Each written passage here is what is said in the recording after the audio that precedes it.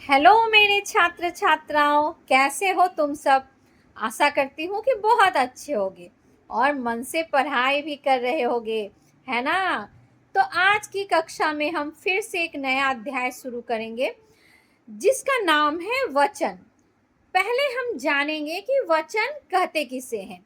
English में वचन अर्थात नंबर, और हिंदी में अगर हम जाने कि वचन किसे कहते हैं तो संज्ञा के जिस रूप से एक या अनेक होने का बोध हो उसे वचन कहते हैं।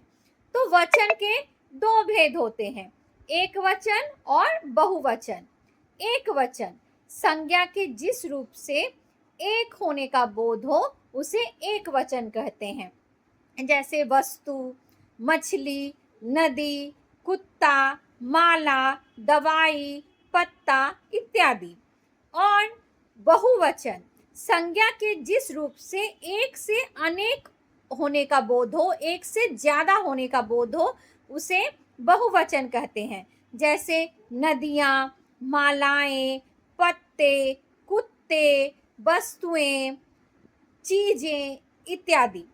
तो तुम लोग देखोगे कि तुम्हारी पाठ्य पुस्तक में एक वचन का कॉलम दिया गया है जिसमें वचन, एक वचन और बहुवचन दोनों दिया हुआ है। तो उस कॉलम को तुम अच्छी तरह से पढ़ो, याद करो, ताकि जब तुम्हारी परीक्षा में वाक्य परिवर्तन आए तो तुम आसानी से उसे कर पाओ। जैसे वाक्य परिवर्तन भी मैं तुम्हें समझा देती हूँ किस प्रकार आएगा।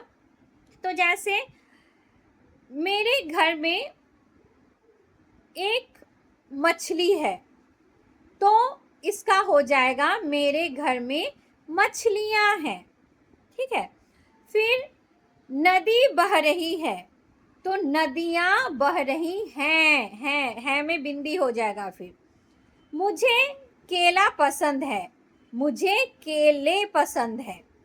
फिर पिताजी किताब लाए हैं, पिताजी किताबें लाए हैं। इस प्रकार तो तुम जब जानोगे कि इसका वचन परिवर्तित करके क्या होगा तभी तो तुम आसानी से बना पाओगे ना। तो इसके लिए तुम्हें एक काम करना पड़ेगा, पहले उस कॉलम को अच्छी तरह से पढ़ना पड़ेगा, याद करना पड़ेगा, ताकि कहीं पर भी कोई दिक्कत ना हो। तो मैं आशा करती हूँ कि तुम मेरी बात को सुनोगे और अच्छी तरह से याद करोगे। तो आज के लिए बस इतना ही, फिर मैं आ जाऊंगी एक नया वीडियो लेकर एक नए अध्याय के साथ। तो आज के लिए चलो इतना ही, बाय बाय।